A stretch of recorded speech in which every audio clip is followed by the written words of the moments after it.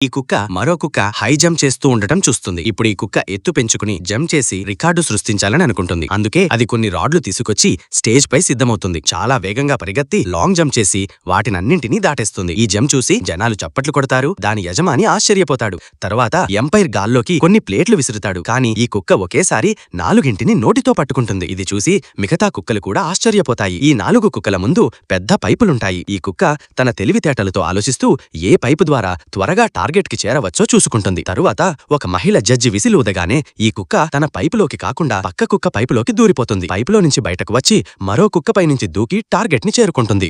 కానీ ఇంకో కుక్క అక్కడకు రాగానే దాన్ని భయపెట్టి తరిమేస్తుంది. తరువాత తన పక్క కుక్క ఒక వైపర్ పట్టుకుని త్వరగా తిరిగి వెళుతున్నట్టు చూస్తుంది. వెంటనే తన బుద్ధి ఉపయోగించి జంప్ చేసి ఇంకో వైపర్ ని పట్టుకుని ఆ కుక్కపై నుండి జంప్ చేసి ముందుగానే టార్గెట్ చేరుకుంటుంది. ఆ కుక్క తనకే ఛాంపియన్ ట్రోఫీ దక్కుతుందని అనుకుంటుంది. కానీ అప్పటికే ఆ కుక్క పేరును ఛాంపియన్ ట్రోఫీ లిస్టులో నుండి తీసేయబడి ఉంటుంది.